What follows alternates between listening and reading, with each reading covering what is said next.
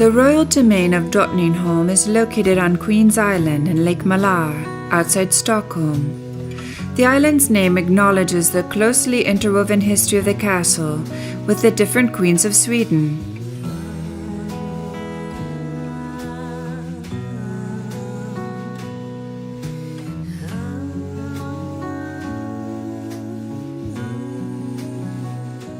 The ensemble of Drottningholm Castle, Theatre, Chinese Pavilion and Gardens is a magnificent example of a royal residence built in 18th century Sweden.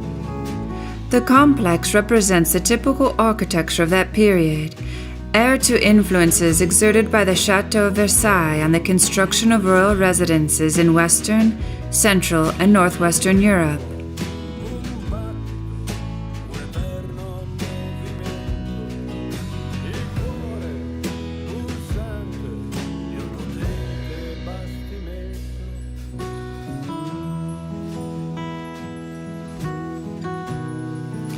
The royal domain of Drottningholm was the first Swedish site on the World Heritage List. The crucial factor for the decision by the World Heritage Committee was the presence of two specific buildings in the domain, the Chinese Pavilion and the Drottningholm Theatre.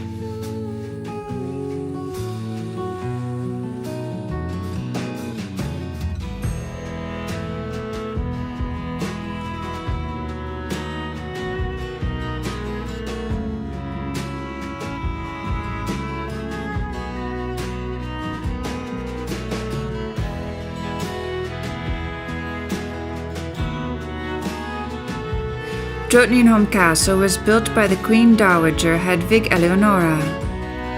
Work began at the end of the 17th century under the architects Nicodemus Tessin the Elder and was completed by his son Nicodemus Tessin the Younger.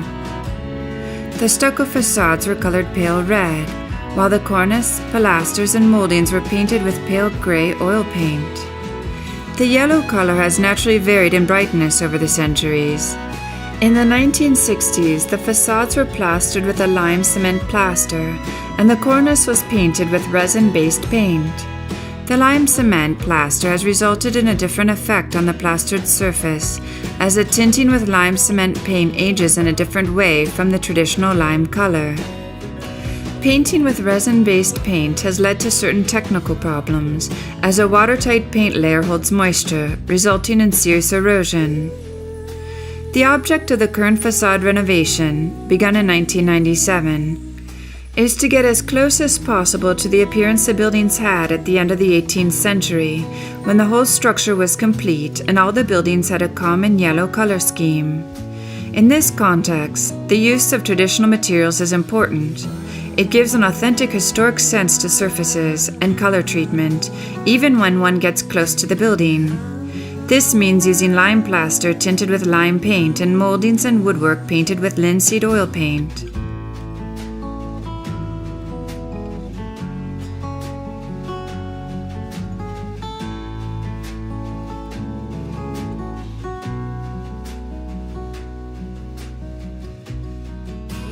Today, the palace is the official residence of the Swedish royal family. A large part of it is nevertheless open to the public. Since 1991, the Palace of Drottningholm, with the Palace Theatre, Chinese Pavilion, and the Great Park, have been included in UNESCO's World Heritage List.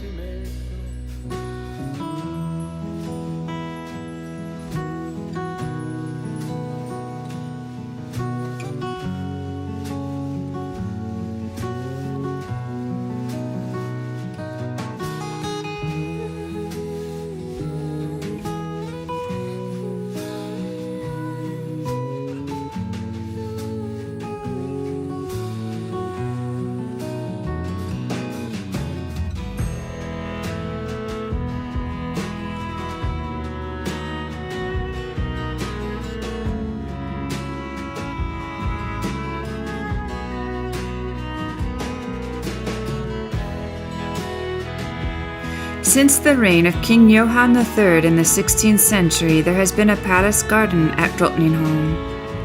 At that time, it was primarily a utility garden and was situated approximately where the parking area, east of the theatre, is located today. The park and gardens at Drottningholm were developed in 3 stages, inspired by 3 main styles: the Baroque garden, the English garden, and the French garden. The oldest garden was planted at the end of the 1600s, upon the initiative of Queen Hedvig Eleonora.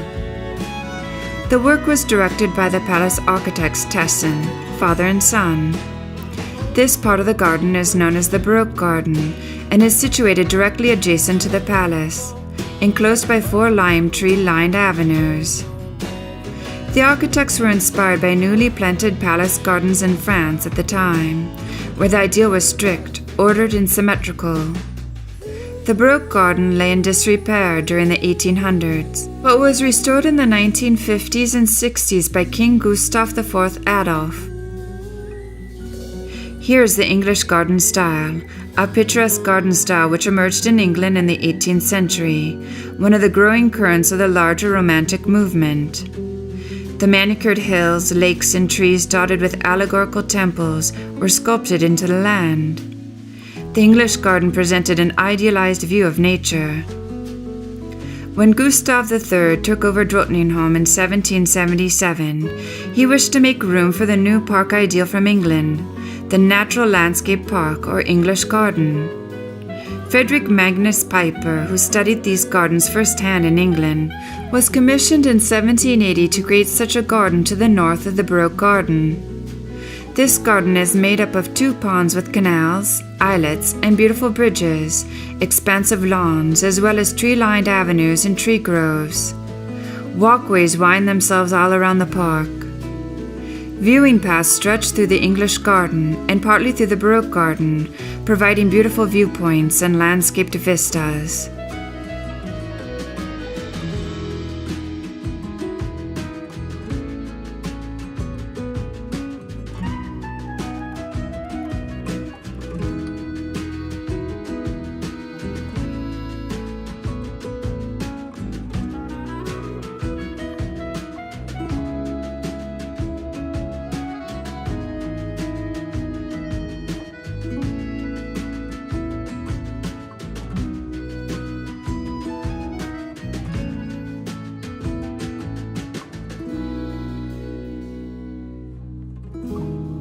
The exterior of the Court Theatre is an exquisite example of Scandinavian design, with pure simplicity in its forms. Drottningholm Theatre is one of the best preserved Baroque theatres in Europe. It was built between 1764 and 1766, but its true period of greatness did not start until 1777, when Gustav III took over the castle. After the death of Gustav III, theatrical performances were discontinued, and the theatre fell into disuse. The first golden age of the theatre was initiated by King Gustav III in 1777. Together with actors like Monvel, the composers Naumann and Krauss, the ballet master Gallaudier, and the architect Desprez, Gustav used Drottningholm to inject new life into Swedish theatre and opera. Up to his death in 1792, when the theatre was closed, the repertoire included Gluck's latest works, opéra comique, French classical dramas, and pantomime ballets.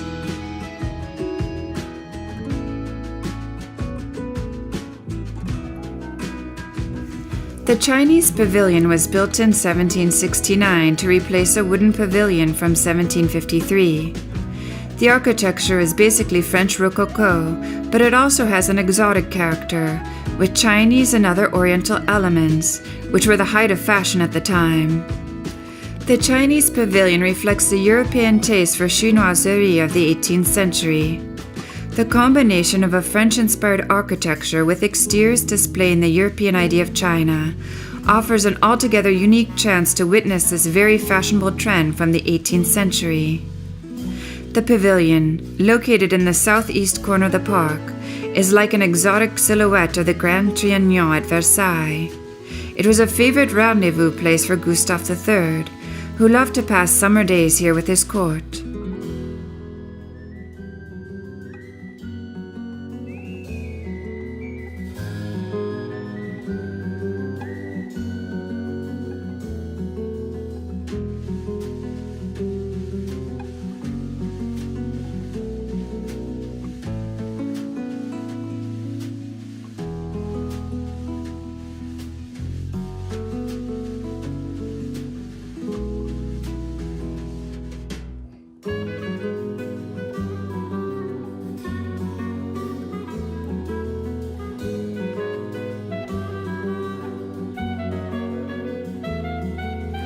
The royal family still lives here, though the royal apartments are guarded and closed to visitors.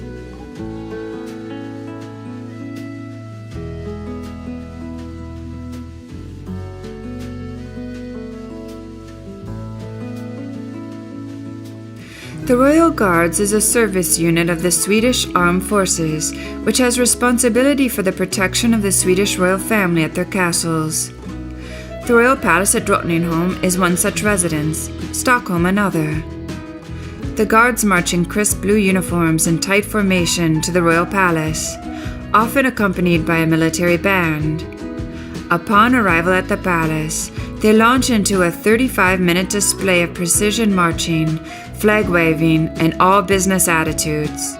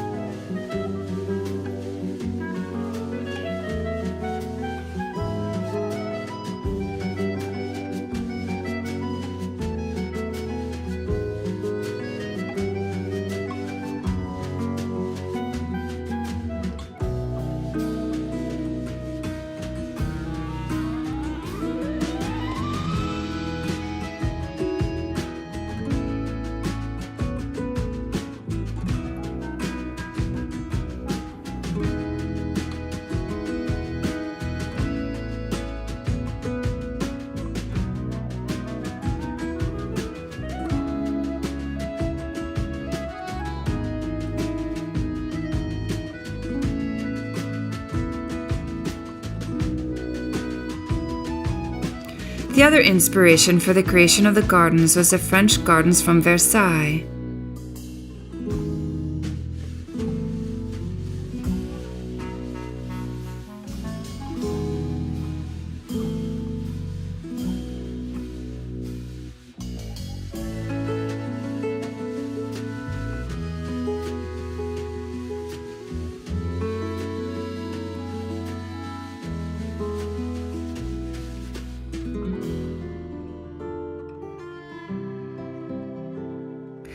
At the center of the garden we find the Hercules Fountain.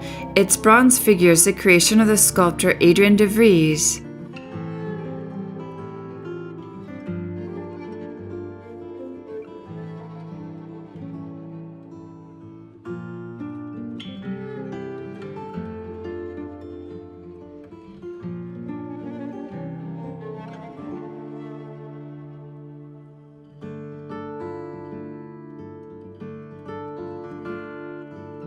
After a walled terrace comes a parterre d'eau with 10 jets of water and lawns enclosed by boxwood hedges.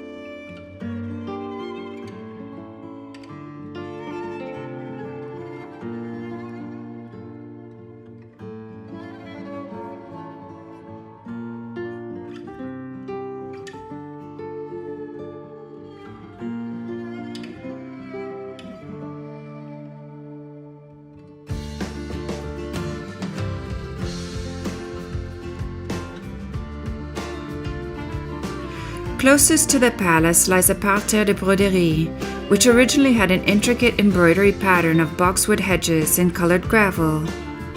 Today, these have been replaced by a large lawn with boxwood hedges on the outer edges, as well as a band of crushed brick and black hypersteam.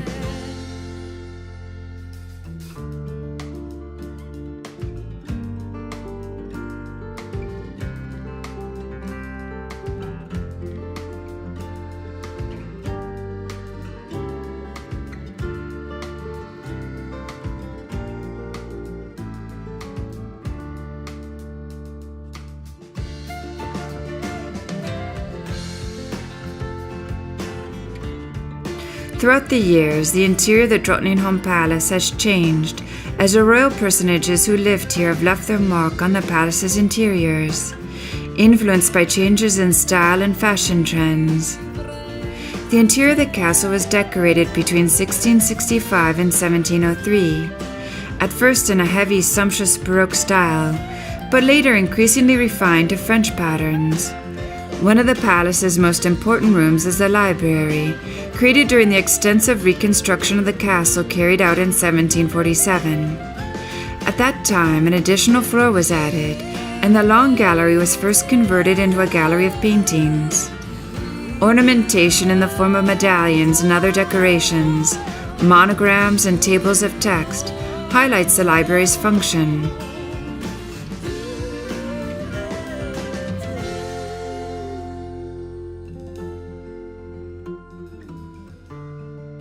The guard room north of the main floor is one of the 4 rooms of the castle's guards. The guards' rooms were designed to prohibit unauthorized visitors access to the royal apartments.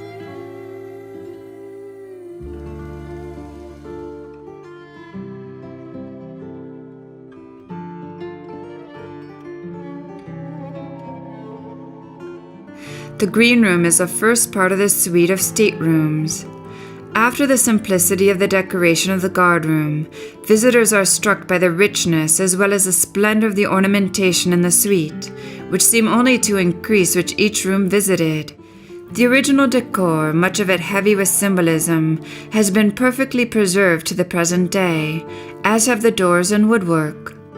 This room reflects the different historical styles of decoration, which together have left their mark on all the staterooms of the floor.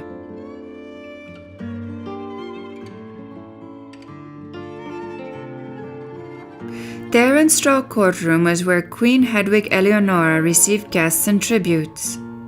A painting evokes the regency, seated on a throne.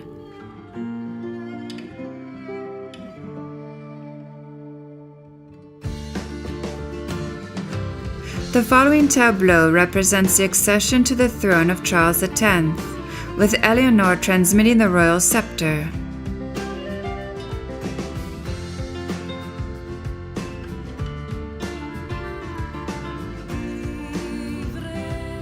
The castle is essentially a construction from the second half of the 17th century, designed by Nicodemus Tessin the Elder. Like most great monuments, the castle has undergone many changes during successive reconstructions and extensions to keep up with the new and evolving needs of its occupants, as well as changing styles and fashions. The palace's several art galleries contain portraits of queens, kings, and generals, all regularly represented.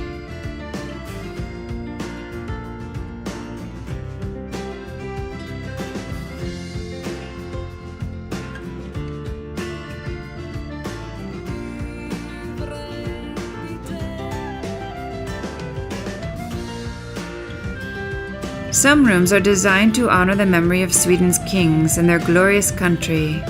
The Hall of Generals is one of those memorial halls.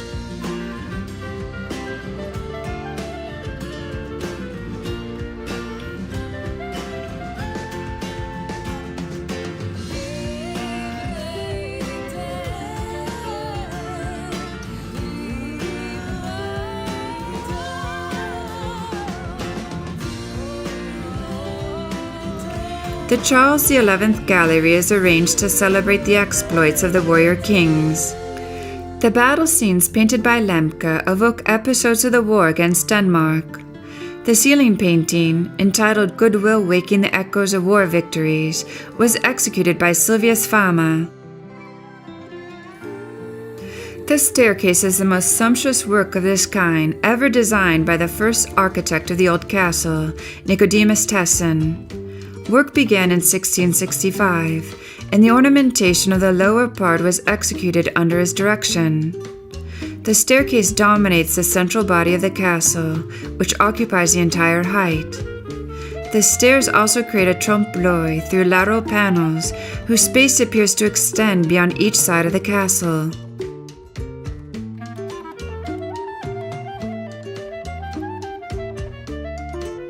The ceiling's painting celebrates the glory of the Queen Dowager Hedwig Eleanor, together with the Greek god Apollo, the god of the arts and sciences.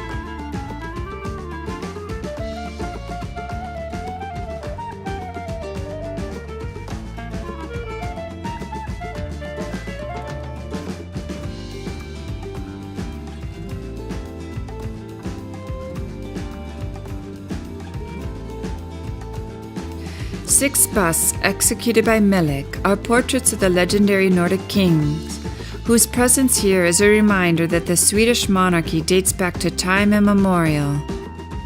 The ceremonial room of Hedwig Eleonora was the center of the floor of representation, typical of the royal palaces of the 17th century. It served as a courtroom where official guests were received by the sovereign and her ministers. A gilded ceiling medallion depicting two candles bears the inscription Consilio Dei, God's Council. The color of the walls was changed to blue in 1701.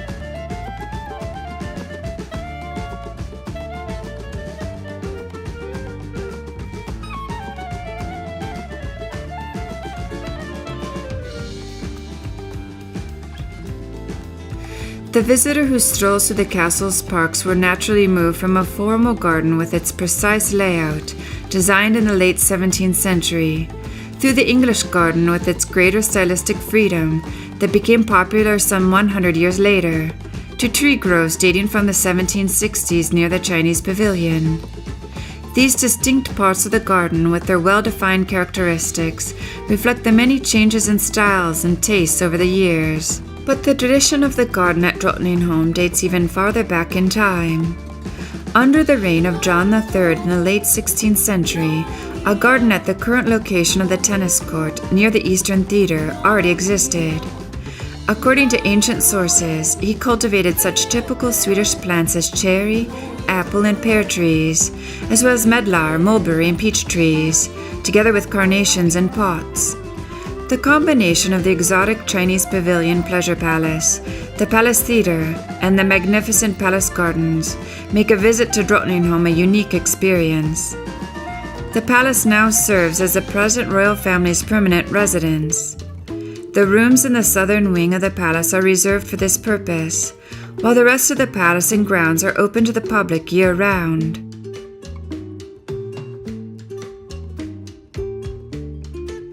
Bronze sculptures dating back to the beginning of the 1600s were brought to Sweden as war booty and were eventually placed in the Drottningholm Palace Park.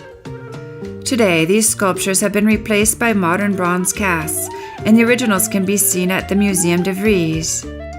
The museum contains the world's largest collection of the work of late Renaissance Dutch sculptor Adrian de Vries.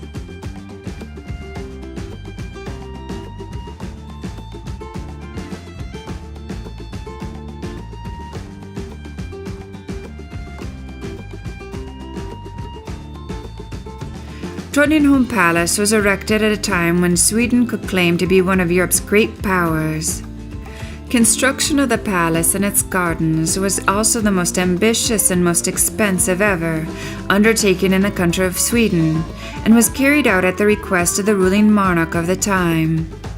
Considerable work has been carried out recently in order to restore the Baroque gardens to their original splendor, and a particular effort was made so that the park's many fountains could function as they once did.